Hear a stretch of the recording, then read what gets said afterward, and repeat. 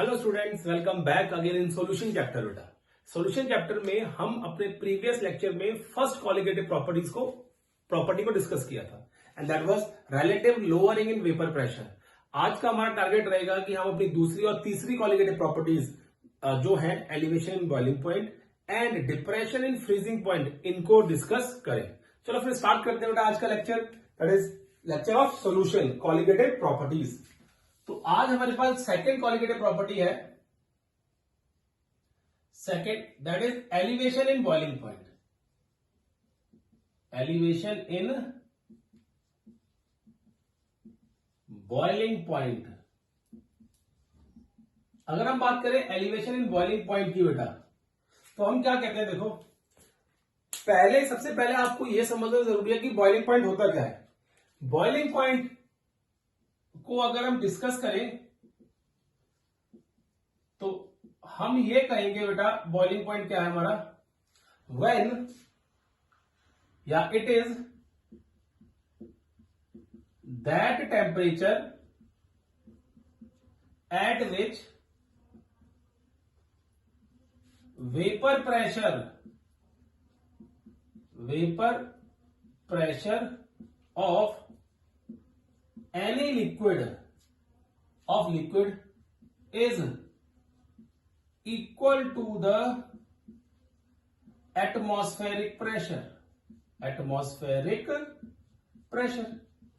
कहते हैं कि अगर आपका कोई भी लिक्विड बॉईल कर रहा है, ठीक है, तो वो कब बॉईल करेगा, जब उसका वेपर प्रेशर, जो उसके वेपर्स होंगे वो इतना प्रेशर एक्सर्ट करेंगे कि वो एटमॉस्फेरिक प्रेशर के बराबर हो जाएंगे। उस टाइम पे जाके लिक्विड क्या करेगा बेटा, बॉईल करना शुरू कर देगा। ठीक है, देखो ये डेफिनेशन देने का बहुत क्लियर कट लॉजिक था बेटा। लॉजिक क्या था इस डेफिनेशन देने का, हम कहते हैं कि जो एटमॉस्फेरिक प्रेशर है बेटा, वो डिफरेंट प्लेसेस के ऊपर वो डिफरेंट आता है। जैसे हम बात करते हैं कि अगर हम एटमॉस्फेरिक प्रेशर की प्लेन में बात करें, इन केस ऑफ प्लेन्स, अगर हम प्लेन्स की बात करते हैं बेटा, तो atmospheric pressure is high. Atmospheric pressure जो है दैट इज हाई। अब एटमॉस्फेरिक प्रेशर हाई होगा तो इसका जो बॉइलिंग टेम्परेचर होगा किसी भी लिक्विड का, the boiling temperature of any liquid that will also be high. वो भी क्या होगा बेटा, वो हाई होगा। तो atmospheric pressure is high, so boiling point of any liquid that will also high,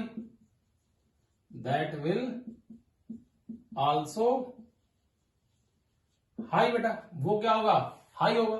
और इसी तरीके से प्लेन्स के बाद अगर आप हिल्स पे चले जाते हो, किस पे जाते हो बेटा, हिल्स पे। If you talk about hills, तो हिल्स के केस के अंदर क्या होता है, वहां पे एटमॉस्फेरिक प्रेशर लो होता है।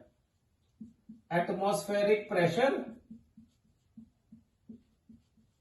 That is low as compare to the atmospheric pressure in the plain. जैसे हम पटियाला में रह रहे हैं, I am residing in Patiala बेटा, तो पटियाला में जो एटमॉस्फेरिक प्रेशर है वो हाई होगा, और मैं अगर मूव करके शिमला चला जाता हूं तो वहां पे जो एटमॉस्फेरिक प्रेशर होगा बेटा, दैट विल बी लो। वो क्या होगा, वहां पे कम होगा। तो उस एटमॉस्फेरिक प्रेशर से क्या होगा बेटा, सो boiling point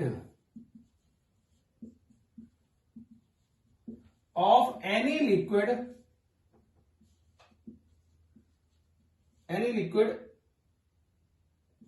is lower as compared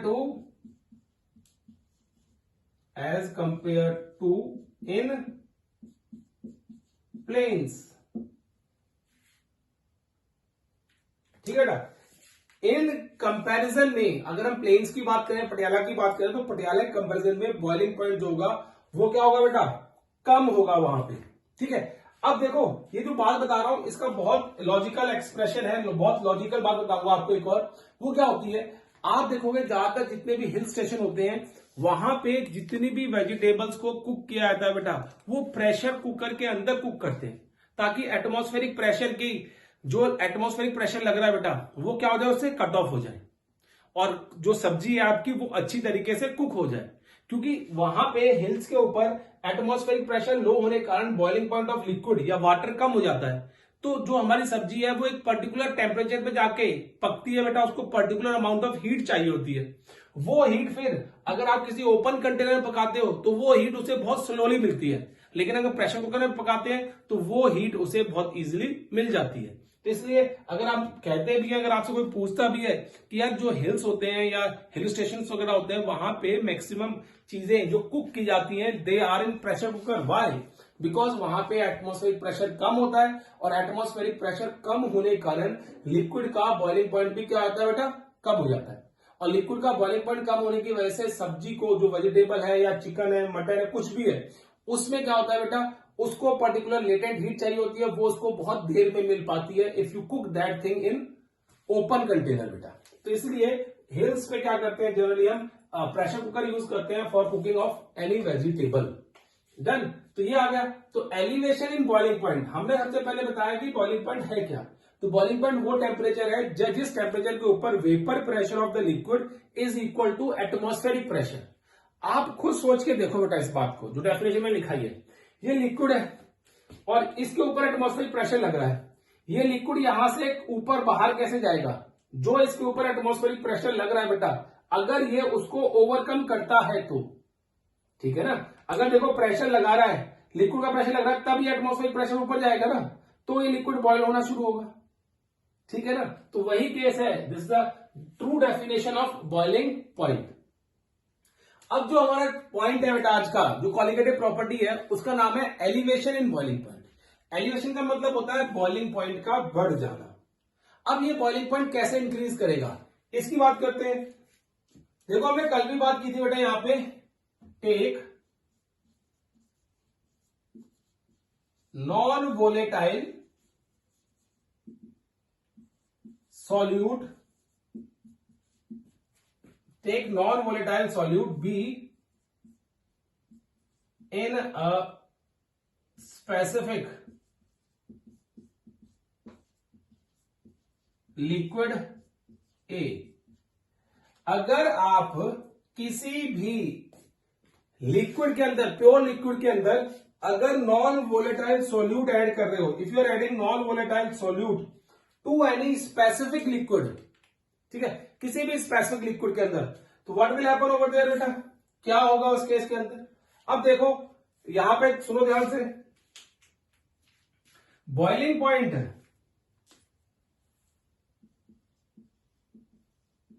boiling point of pure liquid will be lesser than boiling point of solution। Solution के कंपैरिजन में प्योर लिक्विड का जो बॉइलिंग पॉइंट होगा बेटा, that will be lesser. Boiling point of pure liquid will be lesser than the boiling point of the solution. Boiling point of solution से क्या होगा बेटा, उसका वेपर प्रेशर क्या होगा बेटा, सॉरी, जो प्योर बॉइलिंग पॉइंट होगा वो कम होगा। क्यों कम होगा, बिकॉज वहां पे प्योर लिक्विड है और हमने उसके अंदर एक ऐसी इंप्योरिटी ऐड कर दी है जिसकी वजह से वो बॉयल नहीं कर पा रहा है।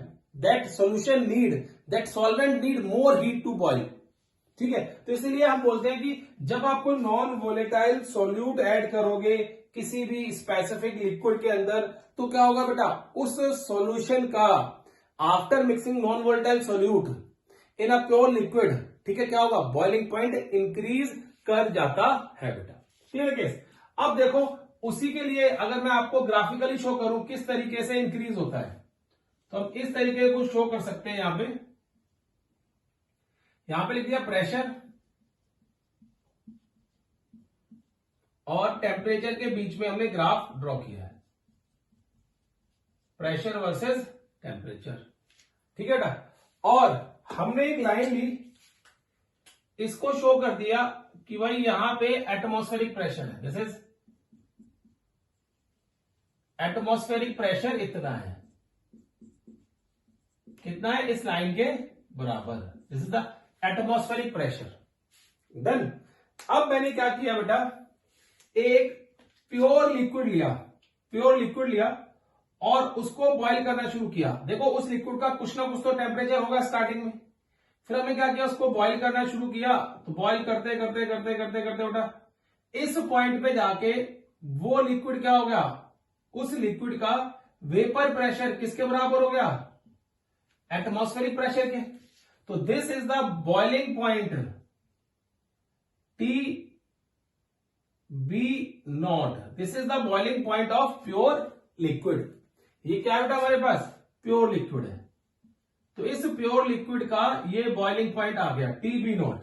अब इसी प्योर लिक्विड के अंदर हमने क्या किया बेटा, थोड़ा सा नॉन वोलेटाइल सॉल्यूट डाल दिया। जब हमने इसके अंदर थोड़ा नॉन वोलेटाइल सॉल्यूट ऐड किया बेटा, तो हमें पता चला कि जब हम इसको बॉइलिंग पॉइंट चेक कर रहे हैं तो ये इस तरीके से जा रहा है और ये यहां पे आके इस पर्टिकुलर पॉइंट पे आके बॉइल हुआ है बेटा। तो this is the boiling point of solution. ये किसकी एक्सेस है, this is the axis for solution. ये सॉल्यूशन की एक्सेस है बेटा ये वाली, और ये वाली प्योर लिक्विड की।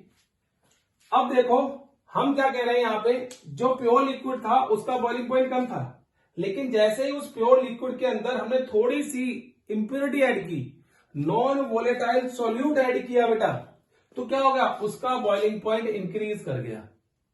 अब कितना इंक्रीज किया बेटा, इसको हम बोलते हैं, यहां से यहां तक को बोलते हैं delta T B.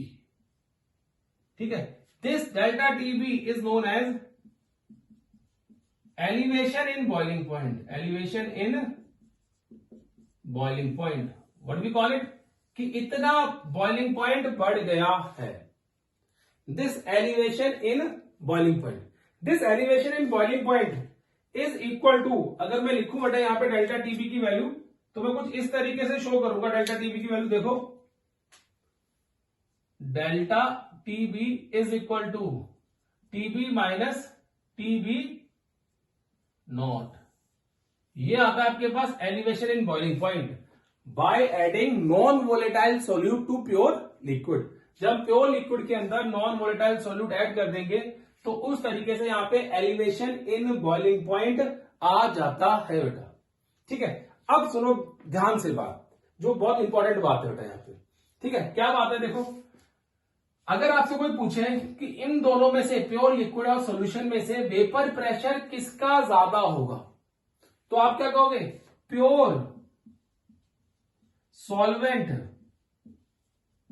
Has higher vapour pressure as compare to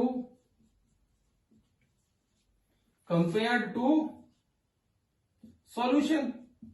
solution के कंपैरिजन में जो प्योर सॉल्वेंट होगा उसका वेपर प्रेशर क्या होगा बेटा, ज्यादा होगा। जो लिक्विड होगा प्योर, उसका वेपर प्रेशर क्या होगा, ज्यादा होगा।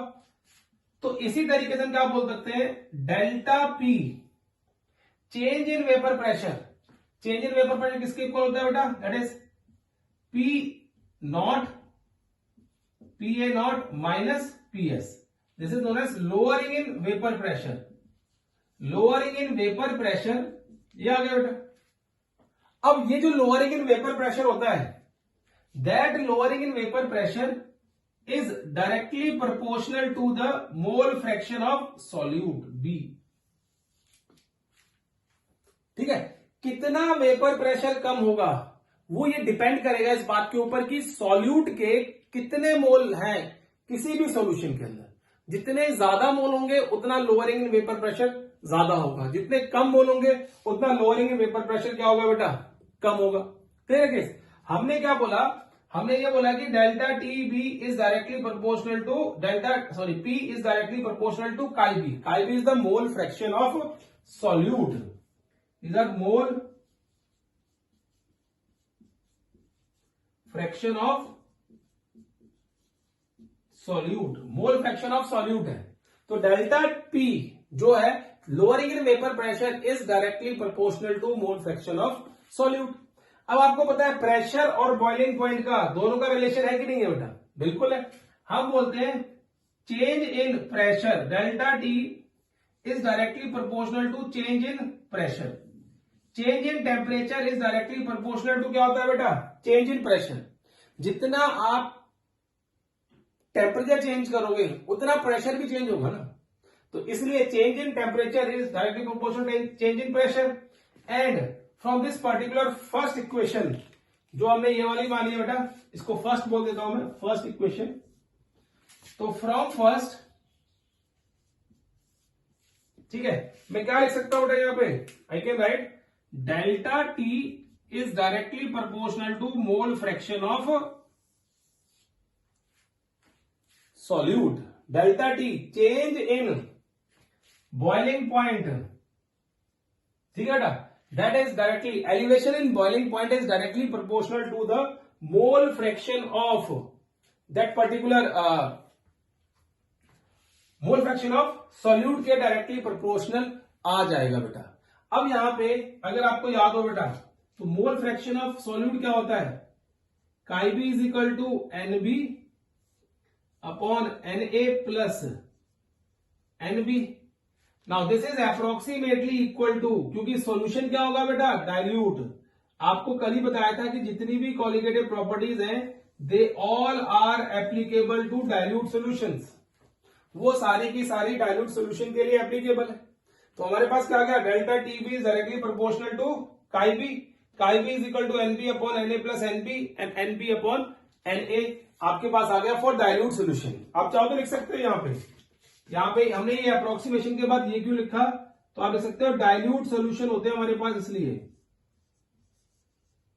डाइल्यूट सॉल्यूशन के लिए बेटा ये केस हम शो करते हैं। अब देखो उसके बाद, ठीक है, एलिवेशन बॉइलिंग पॉइंट का जो केस चल रहा है, अब इसमें आगे लिखेंगे जो डेरिवेशन में हम क्या लिखेंगे, देखो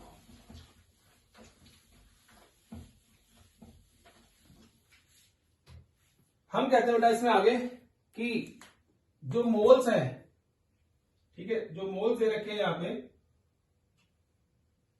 काई बी इज इक्वल टू, हमने लिख लिया N B upon N A which is equal to W B upon M B into M A upon W A आ गया। Clear case. तो यहां पे हमने क्या हुआ, N B upon N A लिखा था बेटा, chi B is equal to आ गया मोल फ्रैक्शन, क्योंकि ये इसके डायरेक्टली प्रोपोर्शनल था और ये आपस में डायरेक्टली प्रोपोर्शनल है, इसलिए ये इसके इक्वल आ गया बेटा। डन। तो हम क्या लिख सकते हैं कि जो हमारे पास डेल्टा टी बी है, elevation in boiling point, is directly proportional to the W B upon M B into M A upon W A बेटा। एम ए अपॉन क्या होगा, डब्ल्यू ए होगा यहां पे। अब देखो हम आगे बात करते हैं, अगर मैं इस साइन को हटाऊं बेटा यहां से, तो क्या होगा मेरे पास, I will get delta T B is equal to K B into W B upon M B into M A upon W A बेटा। क्या आ जाएगा, डब्ल्यू ए आ जाएगा। अब जो एम ए है, यहां पे हम एम ए चल रहे हैं मॉलिक्यूलर मास ऑफ सॉल्वेंट, ठीक है, मॉलिक्यूलर मास ऑफ सॉल्वेंट को कंसीडर करके चल रहे हैं बेटा, ठीक है। अगर हमें उसे ग्राम में कंसीडर करना हो तो we can write it like this, K B into W B M B into 1000 gram W A in gram. ये आ गया केस। हमने मॉलिक्यूलर मास की जगह क्या कर लिया, हमने बोला कि इतना जो सॉल्यूट होगा, क्योंकि एमएल लेके चलेंगे बेटा, यहां पे एमएल लेके चलेंगे और कितने मास में लेंगे, 1000 के, इसके 1000 ग्राम के अंदर लेंगे। वाटर की डेंसिटी 1 होती है, तो उसके अकॉर्डिंगली हमारे पास 1000 आ जाएगा, ठीक है बेटा, क्या जाएगा 1000। एंड अगर आप ध्यान से देखो तो ये जो पूरे का पूरा फॉर्मूला है, this formula belongs to molality, this formula belongs to molality. तो क्या आ गया, elevation in boiling point is equal to K B into small M. ये क्या आ गया, स्मॉल एम क्या है बेटा यहां पे, दैट इज मोलैलिटी, मोलैलिटी आ गया, ठीक है। क्या आ गया हमारे पास, molality. And this constant of proportionality जो हमने यहां पे के बी लिखा है, this is known as constant of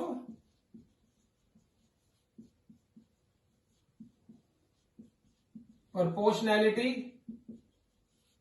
constant of proportionality KB, क्या बेटा है, कांस्टेंट ऑफ प्रोपोर्शनैलिटी केबी है।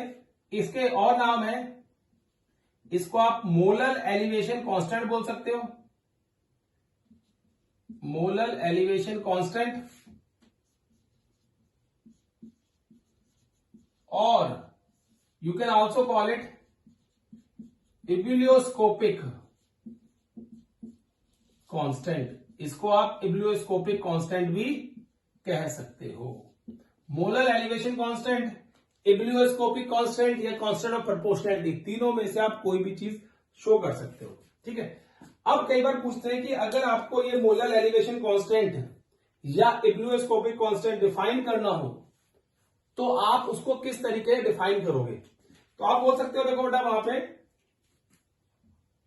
हम बोल सकते हैं, अगर मैंने आपको सिखाया है कि किसी भी कांस्टेंट ऑफ प्रोपोर्शनैलिटी को डिफाइन करना है तो उसके साथ वाली जितनी भी टर्म्स होती हैं उनको 1 कर दो, उनकी वैल्यू क्या कर दो 1, तो क्या हो गया, आप बोलोगे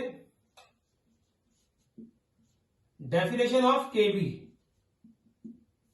ठीक है, मोलर एलिवेशन कांस्टेंट डिफाइन कर रहा हूं, मोलर एलिवेशन कांस्टेंट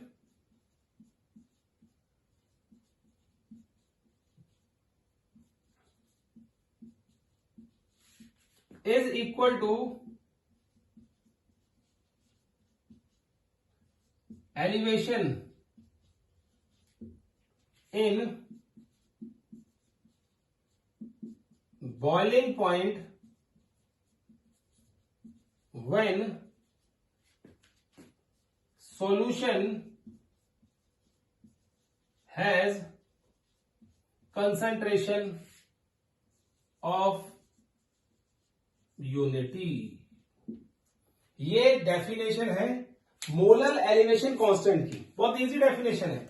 हमने क्या किया, मोलैलिटी को 1 कर दिया बेटा, जब मोलैलिटी को 1 किया तो केबी किसके बराबर आ गया, डेल्टा टीबी के। तो आप क्या बोलोगे, molar elevation constant is equal to elevation in boiling point when the solution has concentration unity, जब सॉल्यूशन की कंसंट्रेशन, जब सॉल्यूशन की मोलैलिटी यूनिटी हो जाएगी तो वो molar elevation constant will be equal to the elevation in boiling point बेटा।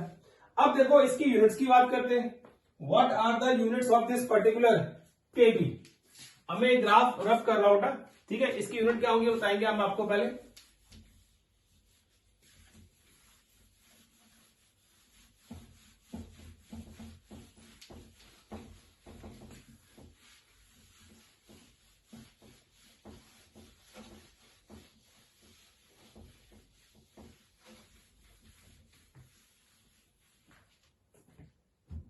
देखो बेटा, अब बात करते हैं units of KB. You talk about units of KB, units of KB. जब केबी की यूनिट निकालनी हो आपको तो आप क्या करोगे, use this particular formula, delta T B is equal to KB into M, delta T B upon M is equal to KB. अब KB is equal to delta TB को किसमें करोगे, केल्विन में, you will calculate it in kelvin upon molality को क्या लिखते हो बेटा आप, मोल्स पर केजी, क्या लिखते हो बेटा इसको आप, मोल्स पर, ठीक है, केजी बेटा। तो यूनिट क्या आ गई इसकी, kelvin kg per mole, this is the unit of K B, kelvin kg per mole. अगर केल्विन केजी की बात आ रही है बेटा तो हम ये यूनिट इसकी केबी की यूनिट लिखते हैं, kelvin kg per mole, this is the unit of KB, ये केबी की यूनिट है बेटा। Clear case. अब देखो हमने क्या किया, इस केबी को कैलकुलेट कर लिया, ठीक है, केबी को लिख लिया। अब जो केबी की वैल्यू होगी, the value of KB, the value of KB depends on nature of solvent. Solvent का नेचर कैसा है ये उसके ऊपर डिपेंड करेगी केबी की वैल्यू, क्योंकि केबी की जो वैल्यू होंगी बेटा वो हमेशा सॉल्वेंट के लिए होंगी।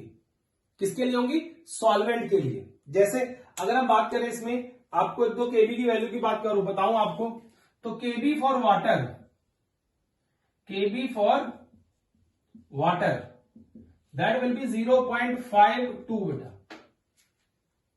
केबी फॉर वाटर कितना होता है? 0.52 केल्विन केजी पर मोल।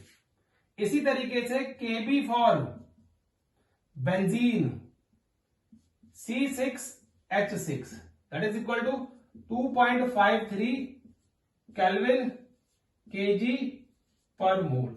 ये दो वैल्यू अगर आप याद रख लोगे तो आपको न्यूमेरिकल करने में, कंपटीशन में थोड़ा सा सहूलियत हो जाएगी बेटा। कई बार केबी ऑफ वाटर और केबी ऑफ बेंजीन नहीं दिए होते वहां पे, तो आप इन दोनों वैल्यूज को क्या कर लो बेटा, याद कर लो वहां पे इजिली और यूज कर सकते हो। देखो ये वाटर की है और ये जो केबी की वैल्यू आती है ना बेटा, याद रखना वो बॉइलिंग पॉइंट के ऊपर ही आती है। किसके ऊपर आती है? Boiling point. अगर आपसे कोई पूछे ये जो केबी फॉर वाटर कैलकुलेट किया हुआ है, इस किस टेम्परेचर के ऊपर कैलकुलेट किया हुआ? तो बॉइलिंग पॉइंट ऑफ वाटर मतलब 373 केल्विन के ऊपर। और ये अगर कैलकुलेट किया हुआ तो बॉइलिंग पॉइंट ऑफ बेंजीन जो भी होगा उसके ऊपर कैलकुलेट किया गया 2.53 केल्विन केजी पर मोल। ठीक है बेटा। अब देखो हमारे पास एक फॉर्मूला बना था ये वाला, ठीक है, तो इस फॉर्मूले का हम बहुत ज्यादा यूज करते हैं। इस फॉर्मूले का बहुत ज्यादा यूज किया जाता है बेटा। ठीक है, अगर एलिवेशन इन बॉइलिंग पॉइंट में से कोई भी न्यूमेरिकल आएगा तो numerical will be totally based on this particular formula. इस फॉर्मूले के ऊपर न्यूमेरिकल क्या होगा बेटा? बेस्ड होगा। तो हम क्या कैलकुलेट कर सकते हैं यहां से, अगर मैं इसको दूसरी इक्वेशन मान लेता हूं सेकेंड, ठीक है, तो फ्रॉम सेकेंड हम क्या क्या कैलकुलेट कर सकते हैं? देखो we can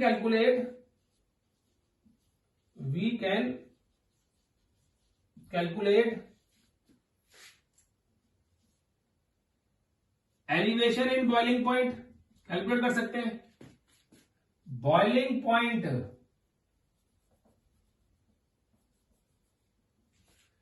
second, boiling point of pure liquid, third boiling point of solution TB, fourth molecular mass of solute MB, ये भी कैलकुलेट कर सकते हैं यहां से। देखो फिफ्थ में ऊपर लिख रहा हूं बेटा, weight of solute, sixth weight of solvent. ये हम कैलकुलेट कर सकते हैं इतनी जगह से। We can calculate delta TB को हम क्या कर सकते हैं बेटा? Elevation in boiling point of TB not molecular mass of solute. ये सारी चीजें हम इस पर्टिकुलर फॉर्मूले से कैलकुलेट कर सकते हैं। जो भी चीज कैलकुलेट करोगे उसके अलावा जो भी बचा होगा बेटा that will be given in the question, वो क्वेश्चन में गिवन दिया होगा। अब देखो अगर कई बार क्या होता है, देखो सुनो ध्यान से, कई बार वो boiling point of solution calculate करवाते हैं और बॉइलिंग पॉइंट ऑफ सॉल्वेंट नहीं दिया होता, तो याद रखना if solvent is water then its boiling point is 100 degree Celsius और 373 केल्विन। ये आपको याद रखना है, ये दिया नहीं होगा बेटा। अगर कोई कहता है कि जो बॉइलिंग पॉइंट ऑफ वाटर है हमें पता होना चाहिए, तो दैट इज 100 डिग्री सेल्सियस और 373 केल्विन होता है, तो उसके बेस पे आप कैलकुलेट कर सकते हो कोई भी यहां पे जो आपको दे रखी हो। कई बार केबी भी पूछ लेते हैं, कई बार वो केबी पूछ रहे हैं, केबी किस तरीके से कैलकुलेट करेंगे, तो उसका जवाब भी आपको दे देना बेटा, केबी को भी हम इस तरीके से कैलकुलेट कर सकते हैं बेटा। Clear case. अब देखो ये तो फॉर्मूला है बेटा, सेकंड फॉर्मूला, मैं थोड़ा रब करता हूं इसको पहले, फिर हम आगे बात करते हैं इसमें।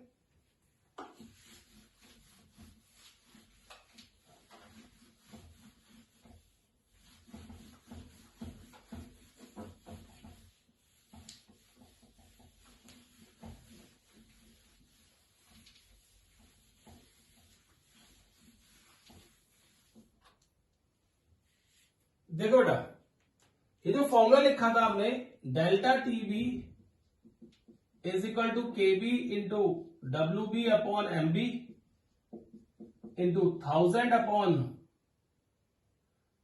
दैट इज डब्ल्यू ए, ये फॉर्मूला लिखा था बेटा। ठीक है, अगर केबी यहां पे दे रखा, देखो केबी की क्या थी आपके पास, kelvin kg per mole. If Kelvin kg, if Kb is Kelvin kg per mole, then we use above formula। तो हम ये वाला फॉर्मूला यूज करेंगे बेटा। डन। इफ, मैं पेन चेंज कर देता हूं ताकि आपको याद रहे, ये एक पॉइंट है। Second, if Kb is not in 1000 ग्राम बेटा, Kb is given in Kelvin ग्राम या in 100 ग्राम। ठीक है, पर मोल,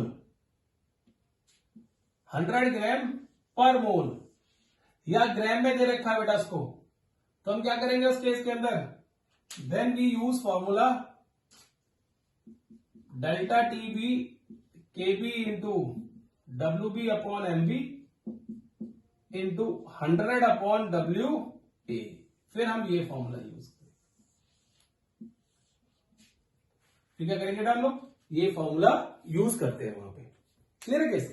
अब देखो ये तो हमारे पास हो गया कि delta TB elevation in boiling point.